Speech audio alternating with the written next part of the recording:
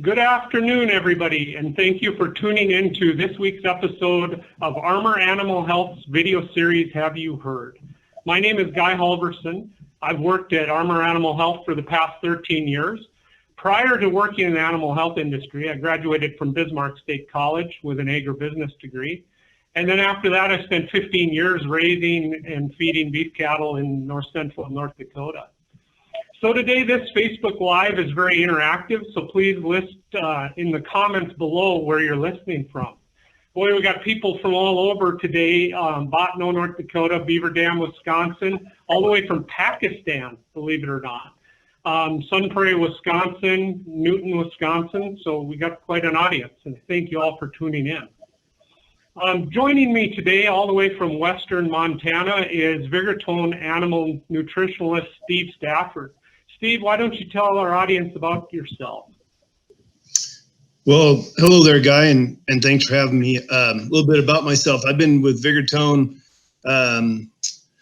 we're going on 24 years now as a beef specialist, and worked with a lot of folks such as yourself, and really enjoyed getting to learn more about our industry and people, and every day learn something new. So before that, went to graduate school at Kansas State University, and prior to that, I was on the San Joaquin Experiment Station, went to school at Fresno State out in California, and been on a few ranches in between. So kind of been playing with cows most of my life, I guess you might say. Sure. And, you know, we've been working with Steve for quite a while out in the Dakotas with nutritional plans for producers. So it's been a pleasure working with him over the years. You know, Steve, pre-weaning is starting out here in cattle country. You know, from the nutritional standpoint, before those calves are weaned, how should producers prepare for that? Well, there's a couple things there that, you know, we got to think about the animals, but prior to the animals getting weaned, they're going to have a place to go. And so I really encourage folks to, and it's hard with Mother Nature and everything changing, but I really encourage folks to think about their facilities and their labor, and, you know, contacting folks like yourself and getting their vaccine not only ordered, but on hand, and get trucks lined up if need be. Trucks seem to be getting to be a more and more tighter commodity all the time across the country. And so just planning ahead with that facilities and some of your materials and labor and stuff is important. As far as the animals go, a lot of this is going to depend on what kind of shape they're in at weaning time, what shape their cows are in, what shape the country's in. You know, this summer is just like any other summer. We got areas that are really dry and the grass is short and the cattle are probably a little stressed. We got other areas where the feed's good and still growing in some places. So just understanding the condition those animals are in and getting them ready to go. The pre-weaning vaccination programs are important. Being on a good nutritional plane, you know, particularly when we think about the immune system, the vitamins, minerals, preparing to accept those vaccines and build an immune response, you know, which starts way back when, but we got to keep that motor oiled up and ready to respond to those types of programs. And then from there, it's going to be just physical manipulation and getting those animals to where they're going to be fed or pastured or whatever they're going to be doing. And again, that falls into part of having those goals laid out. Sure. You know, and when you're preparing for the fall and analyzing the feed, you know, and we have those rations prepared, things like that. What are the starting mineral products and supplement products that you'd recommend on those calves? Yeah, so, you know, obviously folks like yourself have some custom products made up. As far as company goes, we have line products that are mainly built to handle that stress. We're going to be looking at stress of the gut. We're going to be looking at stress of the metabolism, whether that has to do with shrink or, again, response to vaccine programs. So they're going to be focused on having a good level of vitamins and trace minerals. Some of those trace minerals may be chelated or coming from an organic source. Some of those vitamin levels may be elevated, so we can get some quick recovery on those animals, assuming that they may be depleted. And then some of the macro minerals to replace some of the shrink that takes place. Some of these calves, they get jerked off the cow, they're in a corral, they're on a truck, they're in a corral again, and it might be 24, 48 hours before they get much of a drink. And that's kind of hard on them, hard on their system. We get a lot of shrink going on there. So when that happens, not only are we trying to get the cells and the metabolism started back up, but we can also have problems with the bacteria in the gut. And so there might be some yeast products in some of these products and some direct fed microbials, probiotics, prebiotics, that type of thing have become more and more popular. Some of those products are becoming more and more reliable. Obviously an added cost, but you don't sort cattle that don't do well.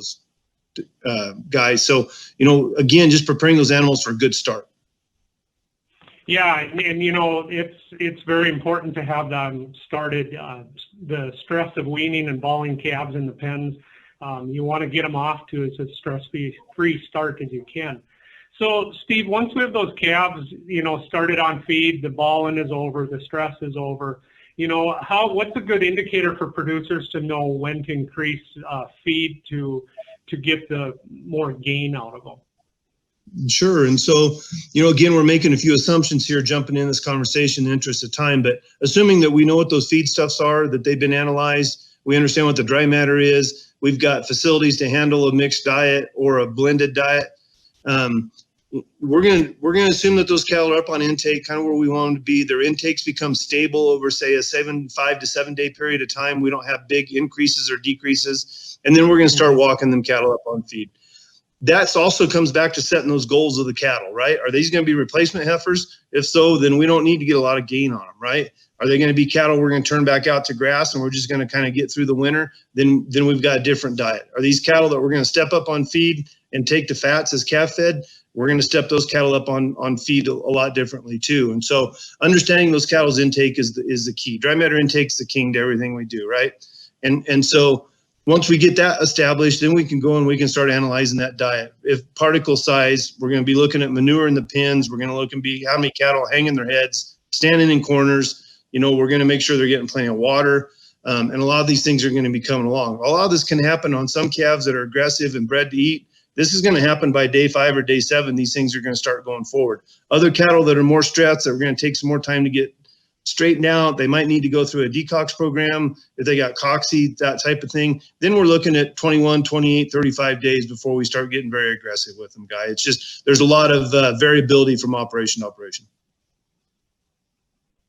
Sure. As we know, different demographics across the country and different producers, everybody has a little bit different situation. But, Steve, over the years of helping producers build nutritional plans for their calves, we get a lot of question on ionophores and how they should be used. Could you touch on that and how they impact feeding cattle? So I have a little trouble hearing you, but I think you're asking about ionophores and feeding cattle. And so ionophores have been around a long time and have been very effective. They're well researched. A lot of people have done a great job managing their ionophore programs, and they bring a lot to the table in that they can help manage limit intake.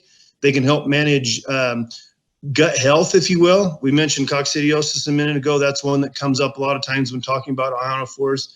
Two of the popular ones out there that most people recognize are Rumensin and Bovatec. Both great products, both been around a long time. Sometimes it comes down to cost from year to year on which one is selected, if you will. Some of them, the ionophores, depending on your mixing equipment, your bunk management, your diet, you might want to choose one versus the other. But ionophores are great for getting calves going, making them efficient, keeping their intakes limited to a certain extent to where we don't have great big variations up and down with intakes. The other thing that maybe gets overlooked a lot of time is using ionophores in cow diets. That really helps extend that winter feed diet and keeps those cows cleaned up. If they're cleaned up in good shape, when calving starts, those calves start bumping around trying to nurse, they've got a clean environment that they're in already when it comes to some of that gut stuff. The whole gut focus has become more and more important, and we understand it better, but getting that gut cleaned up and keeping it stable helps not only the calves, but also the cows too. And that results in better quality colostrum, better feed efficiency, and a healthier herd. Sure, Steve. We all know that nutrition is the key to the health of the animal, from the very beginning. Is there anything else that you want to touch on about backgrounding calves? Steve, there's all kinds of things I'd like to touch on. We could do this all day. What's that, Sure. Guy? Oh, I was going to just say if you want to touch on backgrounding calves. I know you're having trouble hearing me, so. Yep. No, there's a lot of things we could touch on there. I'd say the main one is focus on intake, understand what your intakes are doing so that you can step the cattle up, so that you can monitor, how they're doing and get a better handle on what their performance is going to be. And that leads into inventory management. That leads into equipment demand, so on and so forth. It just depends on the size of the operation. But I'd say the key is depending on where you're at in the world and your environment, be prepared for that environment. We typically talk in spring calving fashions up here, so we're doing a lot of winter backgrounding versus other parts of the country that are just now calving. And so they've got a little bit of different situation with maybe some heat stress when they're backgrounding after weaning. And so just understanding your environment, understanding what those stresses are going to be, that just helps that overall efficiency. As far as the diet goes, again, understanding that intake, understanding that you got energy and protein to meet your performance goals and that you're doing it efficiently is what's going to keep you in business. So, and those animals, they like to do good. Most of our animals nowadays are programmed to eat, and we just need to take advantage of that and keep it healthy all the way through. Sure, Steve. We do have a couple questions that have come in from our audience, and audience, feel free to put into the comments below any questions that you have for Steve. We'd be more than happy to bring them up on air. So Steve, one question is, what changes should you make to maintain their weight through the winter, as the weather fluctuates? So assuming we're just going to maintain weight, we're going to have a lot of variation in weather from where you're at, right? And so let's assume we're talking about a cold environment. And when we start talking about the cold environment, the wind and the wet is the big one. The cold on a dry hide and an animal, it becomes a big deal. And we get down there, 10, 20 below, we're going to start driving intakes up. We're going to see a big demand in intake, and we're going to see poor performance because that maintenance energy demand goes up. You start throwing a wet hide or a cold wind on there, and that demand even goes up further, and the stress even seems to be greater on those cattle. They'll stand around more. They won't be as active. And so understanding that, so you have facilities to help you safeguard against that and be prepared for those intakes fluctuations, because sometimes they're going to go up pretty drastically, but they can also fall off pretty drastically too. And so, I think that basic management aspect of it's a big deal. Understanding if you need to increase your energy density in the diet, because if you got a hard blowing blizzard or a hard cold wind and they stand around, they don't spend as much time at the bunk eating, you're going to need more energy in them in a shorter amount of time when they do come and eat. But you got to be able to manage that as well too, so that we don't get an acidotic or a bloat situation taking place and throwing those cattle off feed. Vice versa, if we're going to have a huge intake increase, we might need to slow them down a little bit. And so we might need to increase some particle size in some of our chop lengths. We might need to increase some fiber in the diet. There's going to be a lot of different things, again, depending on how those cattle are programmed. If we're banging along pound 4, pound 6, pound 8 a day, that's a lot different than banging along 3 1/4, 3 1/2, 3.75 pounds a day. Those diets are going to be a lot different. We're going to expose those cattle to. And we got to be careful on the cattle that are growing. Once we interfere with that growth, that intake curve, a lot of times we don't get it back right away. And so that's something that we have to keep in mind. Sure. Well, Steve, now that we got the calves off the cows and the cows are coming off of summer grass into winter feeding, and they're coming into the second trimester here, what should producers do to the cow herd to prepare for winter feeding and going into the final trimester? You bet. So in areas that are tough, a lot of our Western environments, getting those cows off the cow sooner, if possible. I know there's some timing issues, but those cows, they'll bounce back with not much, providing Mother Nature doesn't interfere too bad. But getting that body condition back on that cow, that's a biggie, and maintaining it. It's a lot easier to maintain body condition than to try to increase it. The better the body condition, the better colostrum, better the rebreeding, so on and so forth, calf vigor, blah, blah, blah, as we go along. That second trimester into the third trimester, if that calf's off the cow and she becomes a dry cow, her intake demands are going to go way down. That doesn't mean it's going to interfere with the fetus, but by the same token, we don't want them to go downhill on body condition.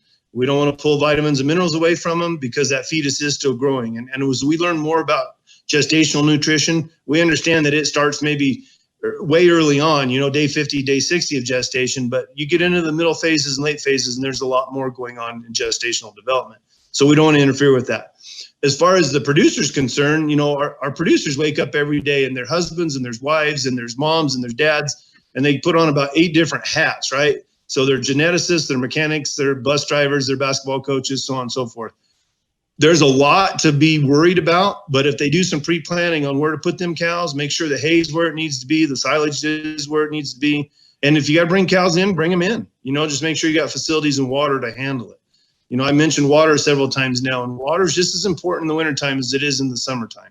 If you got a wet diet, that's one thing. But if you don't, you got to make sure you got plenty of water capacity. I can't tell you how many times I go to places and they've got one little water spot for them that's about 10 inches in diameter, and they got 500 cows that have to water that every day. And those cows just aren't meeting their water requirements. So I'd say those are the biggies, Guy. There's a lot of details we could get into with protein levels and, chelated trace minerals and fatty acids and that type of thing. But I think that's kind of the general concept, if you will. Sure. Another thing that comes up with producers this time of year is they put up some poor quality feeds. You got forages that have had too much rain on them, or they're not enough and they're too far along. What's some hints to use up those poor quality feeds early on in the winter and the feeding period? Sure. So, there's a lot of opportunity out there. Like I said just a few minutes ago, if we get the calves off the cow, their energy demands change quite a bit. But even those bigger calves that are on the cows, they can start acting more like a mature animal too. So we start introducing protein supplementation to them, Guy, whatever form that is in. So, typically we see forages that we start seeing results around, you get below that 8% crude protein range, there's some fiber variability there. You get down below that 6%, we start seeing much more response to protein supplementation. Producers can monitor their manure quite easily to get an idea when to start protein supplementation and then get an idea of what they need to do. That's one way to help utilize those poor quality feeds. Now, when we talk about poor quality feeds, that can be standing forage, that can be crop residue, stubble fields, that can be coming from a processing plant of some sort, whether it be, whatever you got nearby, right? It's the beauty about a cow in the ruminant system is we can utilize a lot of highly cellulosic type feeds and be able to adjust and manage around them to accomplish where that cow needs to be in her production cycle. And so, there's a lot of things you can do with poor quality feeds. I'd say the thing that you don't want to do is cheat yourself on body condition, trying to force more poor quality feed in when Mother Nature's working against you. In our part of the world, Guy, it's going to be cold coming up pretty quick. In other parts of the world, it's going to be heat coming up pretty quick. And so that heat stress and cold stress, if we understand what that does to the nutrition demands, as well as the gestational development, we can help those cows get ahead of things by utilizing the poor quality forages, but we might have to supplement them. So, we could go on all day talking about that, but I think we got to understand the limits of poor quality forage before we start hurting ourselves instead of helping ourselves. Right. Yeah, it's a good way to cheapen up a ration, but you don't want to go backwards either. So, as winter progresses into the third trimester and we look at calving, right into early or mid-spring or, that March time frame, what should producers do to prepare later on in the winter for those cows into calving? So again, we're going to go back to goals, and that comes back to usually what I see that time, Guy, is we've done a poor job managing our feed inventory. Whether we miscounted, we didn't buy enough, we've overfed early on because Mother Nature decided we needed to. We get into the end there and we start cheating ourselves. The problem is in our system, in our spring systems, we start cheating ourselves about the time our demands are the highest and when we're trying to get calved and rebred and so on and so forth. Early on in that stage, that cow is making colostrum. And the more and more we learn about colostrum and the merits of colostrum, the timing of colostrum intake, what those immunoglobulins do for the system of the calf, we don't want to get ourselves in a position where we're cheating that development. The other thing that we can get into is if we do have a nasty winter spring period and we've cheated those cows and they're going downhill, now we got weak calves. We don't have calves with a lot of vigor in them. And that just makes for a lot more work for everybody. It's harder to get that cow rebred. Her postpartum anestrus period becomes longer. And so then she falls off her breeding cycle, particularly younger animals, first calf heifers, second calf heifers. Those are the animals that fall out of the herd first. And this is an area where we get in trouble with those. And that's part of the reason that they fall out is they just can't handle that increased demand. And so as we're preparing that animal to calve, we got to make sure and keep that diet up. We're maintaining body condition. It's a lot easier for them to be on increasing plain and nutrition at calving time because once they calve and start lactating, we're not going to be able to meet their energy demands through peak lactation more than likely. Not so bad with the beef animals, what we see with dairy animals, but still that same philosophy applies, that we got to make sure and keep that cow going uphill. She's a lot easier to rebreed. She'll cycle better and everything if she's going uphill on an increasing plane of nutrition versus a decreasing plane. And so, there's a lot of times we get to that into that feed pile, and those are a little bit of green grass showing up out there, and the geese show up and the sandhill cranes show up and we want to turn everything out. Well, that lush little tiny grass isn't providing what that cow needs to milk and rebreed. So those cows have nutrient priorities, and we got to make sure and stay on top of them. Above that, just getting ready to calve. Again, it's just like weaning. You got to make sure and have your facilities ready to go, have your drugs on hand that you need, make sure you got labor lined up, equipment lined up, and so that you're not caught sleeping. And I tell producers that call me up and say, hey, I'm going to start weaning tomorrow. I mean, you turned that bull out 18 months ago and you just now decide you're going to wean tomorrow. I'm not sure that I can do much to help you. Well, same thing goes with calving. We've got a pretty good idea we're going to start calving. So just be prepared is all. Sure. Steve, we've had a long time product that Vigortone has made for us called Reprimune. Could you touch on that product a little bit and the benefits of it? You bet. So my knowledge of the history of that is you had a local veterinarian there that's kind of put this together for your area there in that Bismarck area years ago, long before I was around. And kind of we've taken up on that, made it kind of a line item for you, if you will. We would call it a custom mix. And, kind of continued with where the macros and the trace minerals, and then you have some elevated vitamin levels in there that we don't see kind of as a standard. And so we've kind of maintained that for you. And then, since I've been involved working with you and your folks, we've come up with some more additional items to add to that line. So they might have zero phos in them for your people that are feeding a lot of distillers type products, for example. We've got some moss additions. We've got some chelated trace mineral additions. And so there's some variances there of that line that you had started, Guy, that was called Reprimune. And so, it's very well fortified on the trace mineral side, the vitamin side, and tried to accommodate where we need to be on those macro element levels too, based on what their basal forage is. Yeah, that product line has been pretty much a staple here and has helped many producers with some of the issues they've had. So at this time, I got a couple more questions from our audience, Steve. James asks, what methods do you suggest to deliver minerals and vitamins on calves, cows, and backgrounded animals? Well, that's a great question, and a little bit of that is situational. So bear with me here, and I'll try to run across some of those. So the things we think about delivering them, everything from injectables to drenches to blocks to cake to pellets to free choice loose mineral to complete diets in some areas. There's a lot of different vehicles to deliver those out in, and the question becomes of where you're at, what your labor resources are, and kind of maybe even what your logistical demands are. So I'll give you some examples. So in the feedlots, we're typically going to be delivering a TMR. Well, that's easy to add in as a premix to the diet, providing you've got good mixing equipment, so on and so forth. And there's some folks that have a feedlot situation that don't really have a TMR wagon that do free choice out in the pens. There's a difference between behavior and preference with animals. And sometimes when we put them in tight groups in small areas, their intakes go up. So we need to be aware of that. And that's not necessarily a preference. That's just a boredom thing. It becomes more of a behavioral thing. We get into vast expanses of land where you might have a stocking rate of a cow per section for every inch of annual rainfall, for example. Well, you're not going to be putting a mineral trough out or feeding station out every quarter mile, right?